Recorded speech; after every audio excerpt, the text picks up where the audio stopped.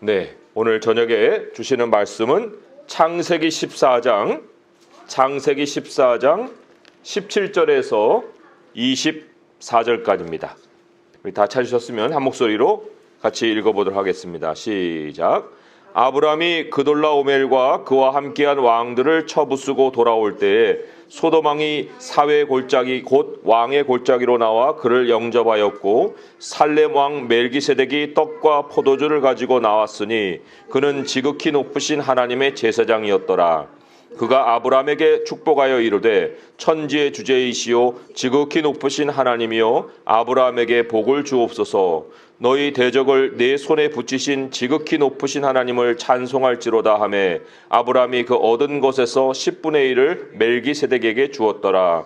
소돔 왕이 아브라함에게 이르되 사람은 내게 보내고 물품은 네가 가지라. 아브라함이 소돔 왕에게 이르되 천지의 주제이시오 지극히 높으신 하나님 여호와께 내가 손을 들어 맹세하노니 내 말이 내가 아브라함으로 치부하게 하였다 할까 하여 네게 속한 것은 실 한 오락이나 덜 매끈 한 가닥도 내가 가지지 아니하리라. 오직 젊은이들이 먹은 것과 나와 동행한 아넬과 에스골과 마므레의 분깃을 제할지니 그들이 그 분깃을 가질 것이니라. 아멘. 오늘 아브라함이 등장하고 그 배후에는 롯이라는 인물이 암시가 되어 있습니다. 그 앞의 사건에는 이제 롯이 분명히 나옵니다. 아브라함은 형제가 있었어요. 나홀과 하란이 있었는데 데라 아버지에서 나온 삼형제입니다. 그런데 이제 하란은 아버지보다 먼저 죽고 그리고 아들을 남겼는데 롯이죠. 그래서 아브라함과 이제 롯은 서로 친척 관계에 있었고 그리고 함께 이제 하나님이 지시하신 땅으로 올라온 사람들이죠.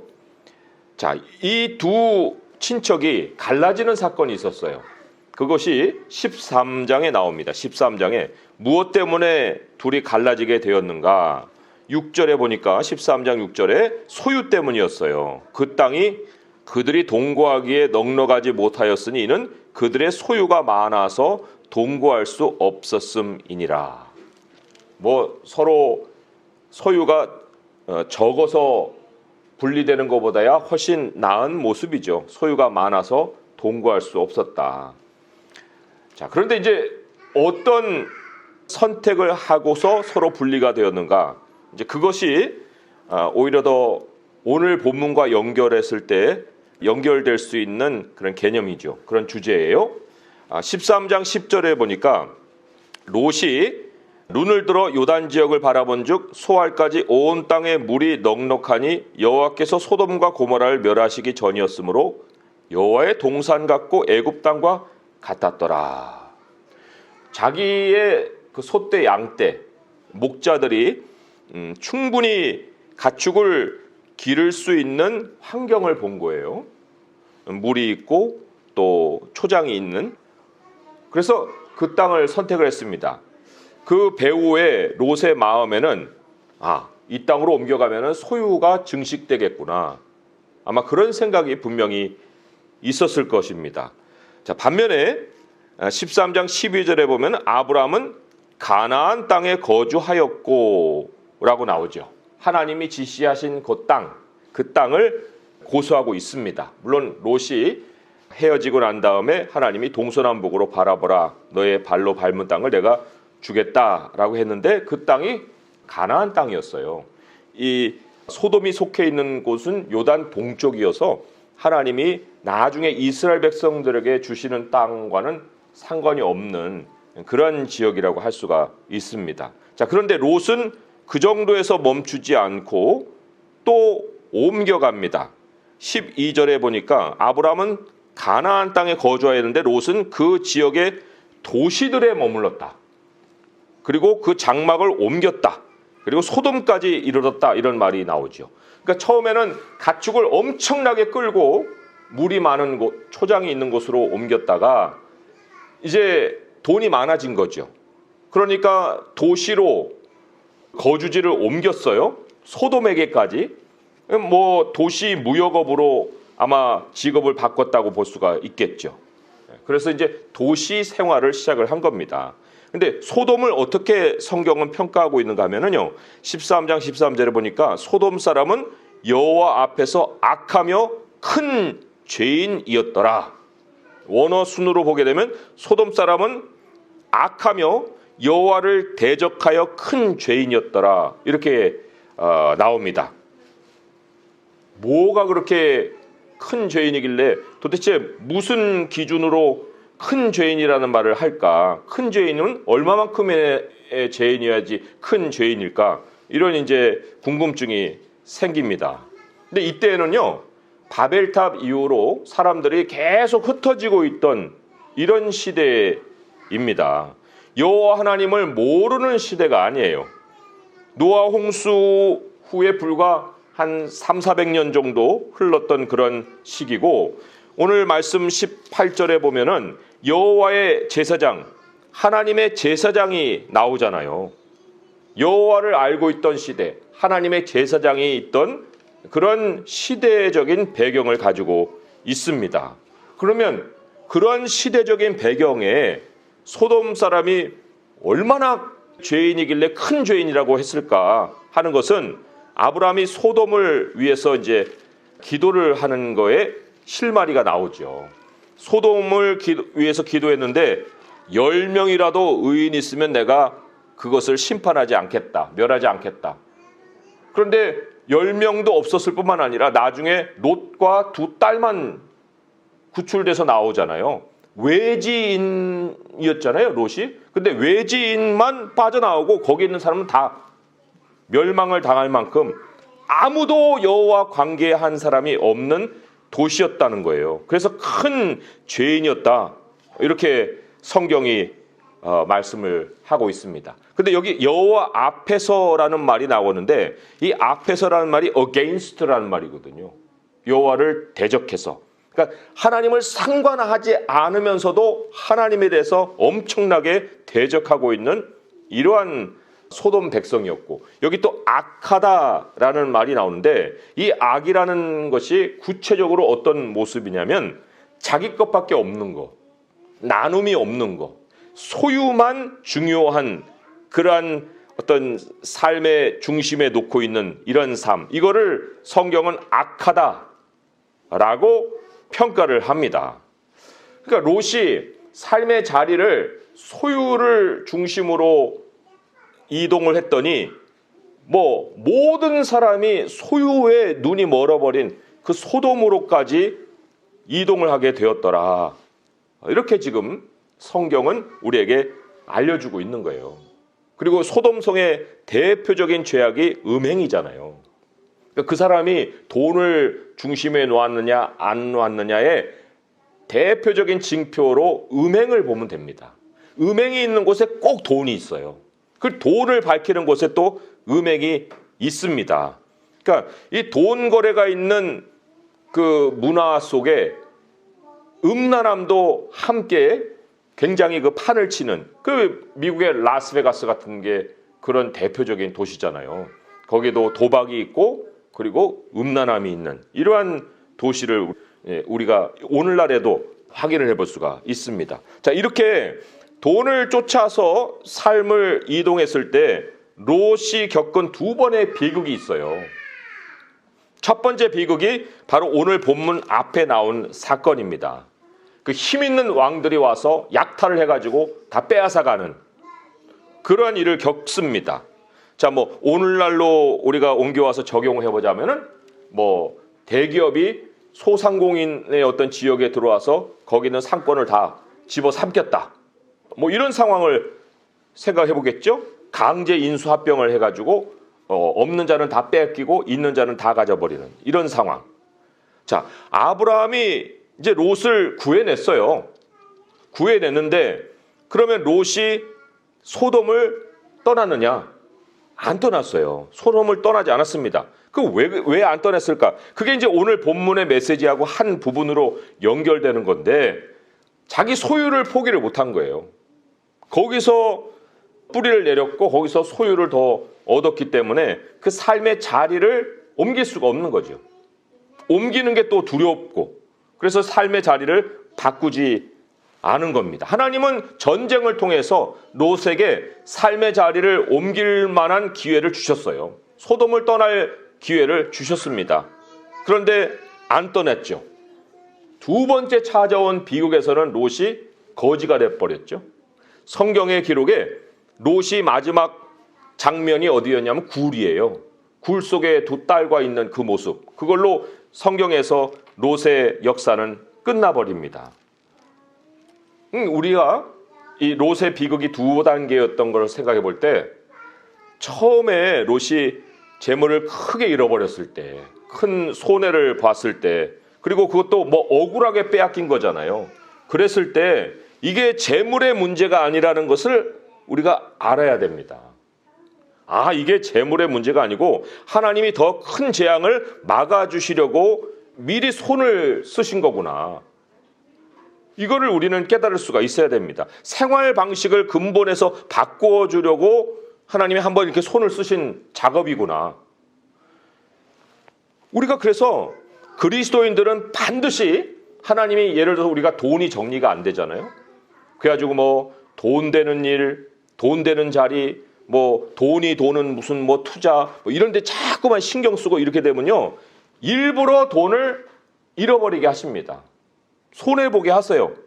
그 돈에서 고통을 크게 느끼게 하십니다. 하나님이 사랑하는 자에게는 반드시 그 과정을 거치게 하십니다. 왜요?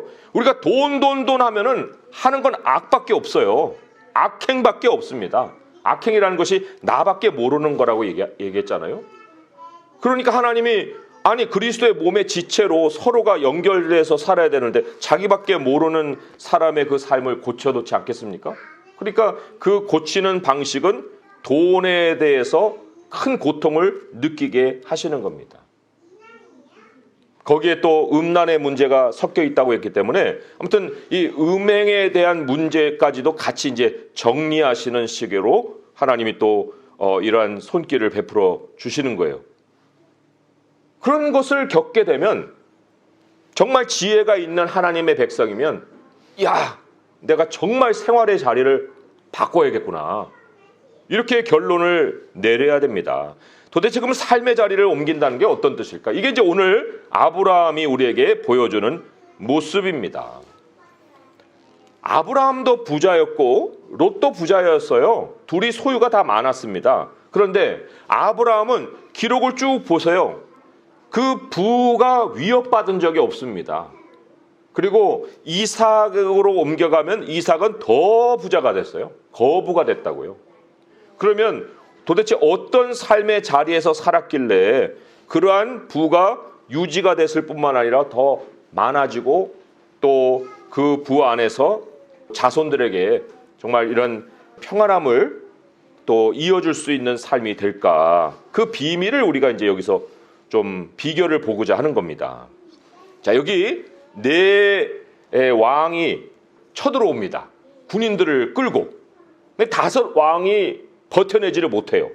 그 뭐 모든 걸 이제 다 빼앗깁니다. 그랬을 때 롯도 빼앗겼다는 말을 듣고 아브라함이 어떤 반응을 보이냐면은 14장 그 14절에 보니까 이런 말이 있죠. 아브라함이 그의 조카가 사로잡혔음을 듣고 집에서 길리고 훈련된 자 318명을 거느리고 단까지 쫓아갔다. 318명. 용병이 아닙니다. 뭐 돈 주고 사온 사람들이 아니에요. 집에서 길리고 훈련했다는 건 집에서 낳은 자라는 겁니다. 그 많은 식구들이 다 아브라함의 집에서 낳은 거예요. 그리고 아브라함이 다 그 사람들을 거두고 있는 거죠. 훈련시킬 뿐만 아니라 집안에서 낳고 집안에서 기르고 집안에서 돌보고 하는 사람들. 롯과 전혀 다른 모습입니다. 롯은 자기밖에 몰라요. 아니 뭐 자기 집 그 정도겠죠. 소유를 누린다 봐야 도시에 가가지고 무슨 뭐 농장같이 살 수 있겠습니까? 다 자기 그 바운더리, 자기의 반경이라는 것이 다 고만고만한 그런 곳인데, 아브라함은 그것과 반대로 사람들 거두고 있어요. 선을 행했다는 겁니다. 나누는 삶이 있었다는 거예요. 사람들을 돌봤다는 겁니다. 그 이긴 게 318명 가지고 뭐 훈련을 잘 시켜서 전투부대, 뭐 특수부대를 만들어 가지고 이겼다? 성경이 그걸 얘기하고자 하는 것이 아닙니다. 잠언 21장 30절 31절을 보면 또 이런 말씀이 있어요. 지혜로도 못하고 명철로도 못하고 모략으로도 여호와를 당하지 못하느니라. 싸울 날을 위하여 마병을 예비하거니와 이김은 여호와께 있느니라. 그러니까 이 아브라함은 사람들을 돌봤을 뿐만 아니라 여호와 하나님을 믿는 믿음을 가졌습니다. 그러니까 아브라함의 특징이에요. 자, 그런데 오늘 이 본문이 우리에게 가장 강조하고자 하는 것이 재물 문제거든요. 소유로부터 시작해서 갈라지고 소유로 인해서 롯은 나중에 거지가 되고 아브라함은 계속 부를 유지해가는 그런 상황인데 계속 앞세워서 우리에게 가르치는 주제가 재물인 것이 또 어디서 확인이 되냐면요. 16절 보세요. 14장 16절에 보면은 아브라함이 이제 롯을 빼앗아 오죠. 그런데 빼앗아 올 때의 목록에 처음에 뭐가 나오냐면요. 모든 빼앗겼던 재물과 이렇게 나와요. 사람부터 얘기해야 되는데 그렇지 않아요. 모든 빼앗겼던 재물과 자기의 조카 롯과 그의 재물과 또 부녀와 친척을 다 찾아왔더라. 재물이 사람보다 앞에 소개가 되어 나옵니다. 그거는 본문이 지금 재물에 대한 얘기를 하고 싶기 때문이죠. 그 순서를 그렇게 놓은 거예요. 자, 이렇게 빼앗겼던 재물을 가지고 오면 이거 다 아브라함 겁니다. 돌려줄 이유가 없어요. 옛날 법이 그래요. 이게 다 아브라함이 이제 소유한 재물이라서 아브라함이 마음대로 사용할 수 있는 그런 권리를 갖는 겁니다. 자, 이때 아브라함을 두 사람이 영접을 합니다. 한 사람은 17절에 나오는 소돔 왕이고 또 한 사람은 18절에 나오는 살렘 왕 멜기세덱입니다. 자, 근데 소돔 왕은 아무것도 가지고 나와서 영접한 게 없어요. 그런데 살렘 왕은 떡과 포도주를 가지고 나왔다. 이렇게 성경이 얘기를 합니다. 자, 이 떡과 포도주는 두 가지를 상징합니다. 하나는 이제 손님을 맞을 때 나눔의 상징으로 떡과 포도주를 가지고 나오죠. 그게 지금 여기에 1차적인 의미고 두 번째로는 언약을 맺을 때 떡과 포도주를 사용을 합니다. 자, 두 가지 의미가 다 있어요. 자, 먼저 나눔을 우리가 생각을 해볼 때 살렘 성의 왕이 직접 떡과 포도주를 가지고 나온 거예요.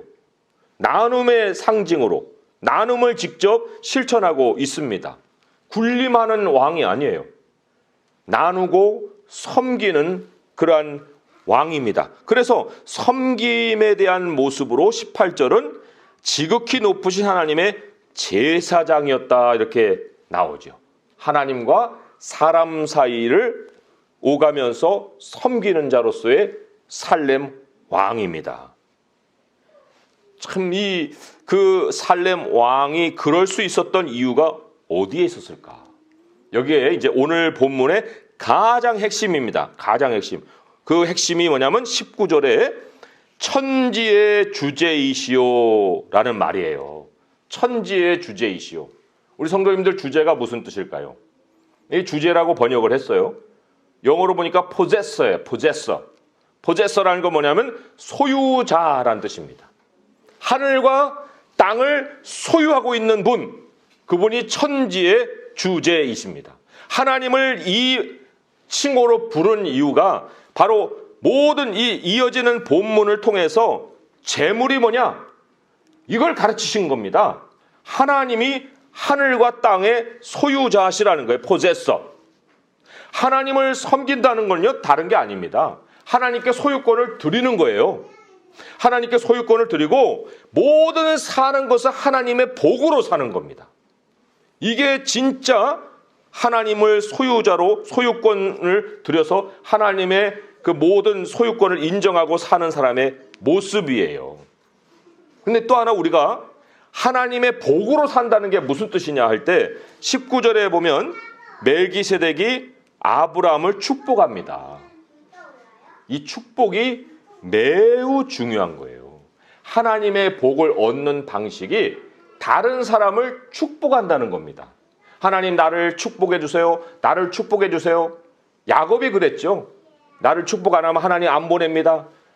하나님 마음은요, 사실 굉장히 답답했을 거예요. 아이고 참 그 20년을 고생하고도 모자라서 너만 축복해달라고 지금 얘기를 하냐? 물론 하나님의 것에 대한 갈급함이 야곱을 그렇게 만들었긴 했죠. 그러나 하나님이 정작 원하시는 아브라함의 복을 이어가는 사람은 다른 사람을 축복하는 사람이에요. 너를 축복하는 자를 내가 복을 주고 너를 저주하는 자를 내가 저주하겠다 하신 하나님의 말씀이 있습니다. 그 아브라함이 바로 그러한 복의 근원이었고, 그리고 그 복을 이어가는 사람들의 모습을 보니까 다 다른 사람을 축복하고 있습니다. 멜기세덱, 굉장히 신비로운 인물이지만 오늘 그것을 우리가 다루고자 하는 것이 아니고, 이 하나님을 대변하는, 그리고 또 예수 그리스도를 대변하는 이 멜기세덱의 모습에서 과연 우리가 하나님을 그 소유권을 하나님께 드리고 하나님이 천지의 소유자라고 할 때 우리가 과연 그분에게서 어떻게 공급을 받아서 하느냐 하는 방식으로 여기 다른 사람을 축복하는 모습을 우리에게 보여주고 있습니다. 이 소돔성의 사람하고 완전히 다른 방식의 삶이에요. 소돔성은 뭐라고 했습니까? 소유권이 사람에게 있다고 그랬잖아요. 복을 얻는 방식은 돈을 쌓는 데 있습니다. 전혀 다른 방식을 지금 살렘 왕이 보여주고 있어요. 또 하나, 살렘 왕이 떡과 포도주를 가지고 온 것이 언약의 상징이라고 그랬죠. 언약이라는 것은 다른 게 아니에요. 지금 아브라함은 가나안 땅에 와서 어느 성 사람도 아니에요. 나그네로 지금 살고 있습니다. 그런 나그네로 살고 있는 아브라함에게 살렘 왕이 떡과 포도주를 가지고 가서 자기 성 사람으로 초청을 하고 있는 거예요. 하나님이 우리를 복음으로 초청하는 것처럼 하나님 나라의 시민이 되는 길을 지금 열어주고 있습니다. 예루살렘 성의 시민이 될 길을 열어주고 있고, 아브라함은 11조를 그에게 드림으로 인해서 내가 이제 살렘 성의 시민이 되겠소 라고 언약을 맺고 있는 이런 상황입니다.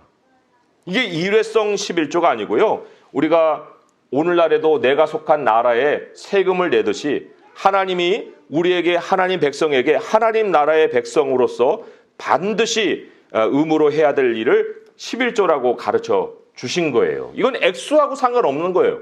우리의 수입의 10분의 1이다 이렇게 하나님이 정해 주신 거죠. 그거를 나누는 순간, 그거를 드리는 순간 아브라함에게는 신앙의 공동체가 생기고 하나님의 것으로 사는 백성으로 이제 자리를 잡는 것입니다. 자, 이런 살렘 왕과 아브라함의 모습에 반해서 소돔 왕은 어땠습니까? 21절에 보니까 소돔 왕이 아브라함에게 이르되 사람은 내게 보내고 물품은 내가 가져. 뭘 내가 가져요? 이미 아브라함 건데. 아브라함이 다 빼앗아 왔는데 그걸 너무나 누구보다도 잘 알고 있을 소돔 왕이에요. 왜요? 돈밖에 모르는 사람인데 그 아브라함 거라는 걸 모르겠습니까? 그러니까 그것을 그거 너 거야. 너 가져. 아니, 얘기를 해줘야만 아는 것이 아닌데 지금 이 소돔 왕의 태도를 보았을 때 무엇을 우리가 느낄 수 있느냐? 아브라함이 자기를 도왔으면 감사는 있어야 되잖아요. 그런데 감사의 인사는 하나도 없고 철저히 소유권을 가지고 그거 네 거야. 너 가져 하면서 거기에다가 미혹을 담아놓는 거예요. 감사하게 만드는 거죠. 마치 자기가 주는 것 같이. 아브라함 건데. 이게 사탄의 전략입니다. 사탄이 예수님을 앞에 놓고 천하만국과 영광을 보여주고 내가 다 줄 테니까 너 나한테 절해. 그게 뭐 자기 거예요? 사탄의 것입니까? 이 세상의 돈이 사람들 거예요? 그렇게 보면은 그거는 이 소돔 왕이 보는 세상을 우리가 보고 있는 것과 똑같은 겁니다. 하늘과 땅은 하나님 거예요. 하나님이 천지의 주제이십니다. 하나님께 받아야지. 왜 사람이 가지고 있는 거 뭐냐? 나도 그것을 가져야 되는 거 뭐냐? 그게 사람 세상에서 경쟁해가지고 돈을 얻어야 되는 거 뭐냐? 왜 그렇게 소돔 왕과 같은 우리의 마음을 가지고 세상을 보고 있느냐 그거죠. 돈이 그렇게 해서 생기는 것이면 하나님께서 어찌 자신을 천지의 주제라고 소개를 하셨겠습니까? 23절에 그래서 아브라함이 대단한 고백을 합니다. 23절 같이 한번 읽어볼까요? 시작. 네 말이 내가 아브라함으로 치부하게 하였다 할까 하여 내게 속한 것은 실 한 오락이나 덜 메끈 한 가닥도 내가 가지지 아니하리라. 뒤집어서 얘기하면은 소돔 왕, 나는 철저히 하나님의 복으로 살 거야. 믿음을 선포한 겁니다. 네 거 다 가져. 그거 생색내지 말고 나는 하나도 너 거 가지고 싶지 않아. 다만 하나님의 것, 이거는 원래 내 거니까 내가 하나님의 것은 하나님께 드리고, 그리고 일한 사람들의 삭은 내가 나눠주되 나머지는 네가 다 가져. 나는 하나님의 복으로 살 거야. 지금 그렇게 믿음으로 세상을 향해서 도전을 던진 거예요. 우리가 하나님의 복, 이제 말씀을 맺으면서 우리 생각을 정리해 봅니다. 하나님의 복. 하나님의 복 10원 한 장 안 보여요. 뭐가 주어지는 것이 있어야죠. 말로만 하나님의 복 하지 말고 뭘 좀 주어주세요.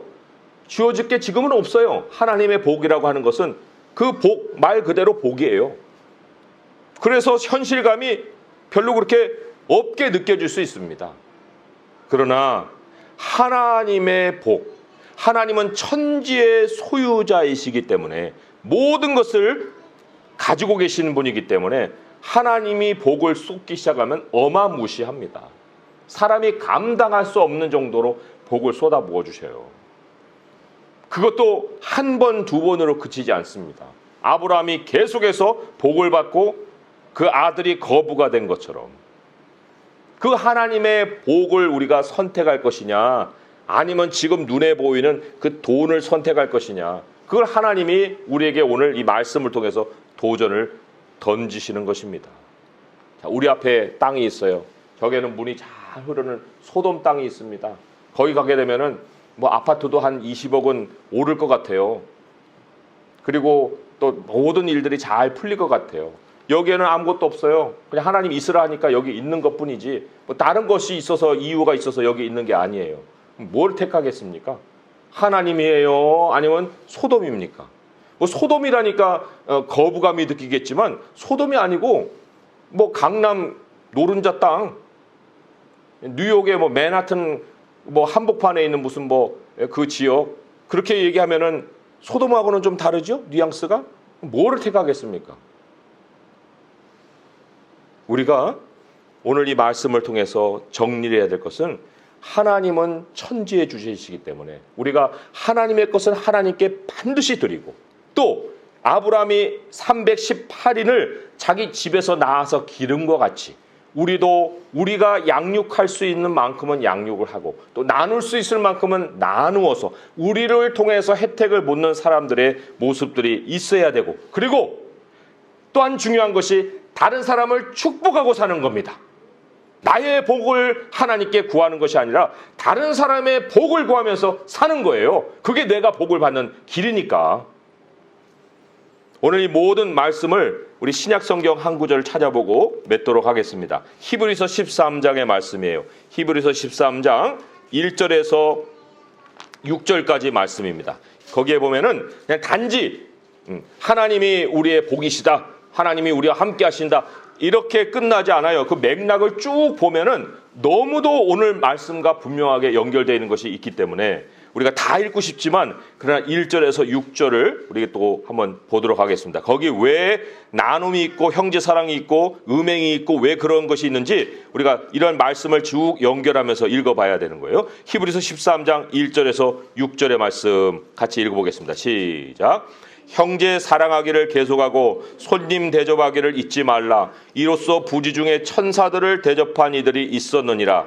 너희도 함께 갇힌 것 같이 갇힌 자를 생각하고 너희도 몸을 가졌은즉 학대받는 자를 생각하라. 모든 사람은 결혼을 귀히 여기고 침소를 더럽히지 않게 하라. 음행하는 자들과 간음하는 자들을 하나님이 심판하시리라.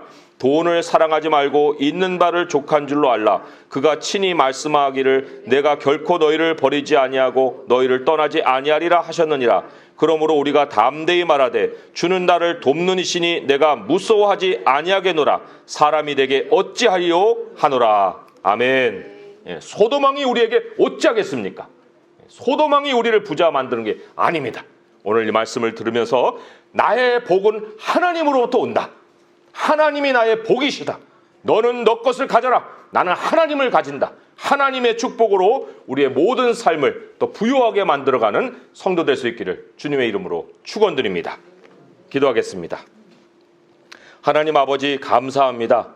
아브라함과 롯이 또 동일한 형편에서 나뉘어졌지만 그 롯은 거지가 되었고 아브라함은 거부가 되었습니다. 아버지여, 우리가 참으로 하나님께 드릴 것을 드리고 우리는 하늘 시민이 되는 것을 우리 하나님께서 우리에게 또한 선포하여 주셨사오니 하나님의 것을 하나님께 드리고 또 우리의 나눔이 풍성해지고 또 모든 복은 다른 사람을 축복함으로 인해서, 특별히 아브라함의 자손들을 축복함으로 인해서 우리에게 또한 하나님이 복을 주신다 하신 그 말씀을 우리가 믿고 나가게 하여 주시옵소서. 그 소돔 왕의 그 달콤한 미혹에 우리가 넘어가지 않게 하시고 예수님도 단호히 거부하신 것 같이 하나님만 경외하라 했사오니 우리 하나님만을 온전히 섬기며 천지의 모든 소유자이시고 천지의 주제이신 우리 주님이 주시는 것으로 인생을 만족하며 살아갈 수 있도록 도와주시옵소서. 이 모든 간구 우리 주 예수 그리스도의 이름으로 감사하며 기도합니다. 아멘.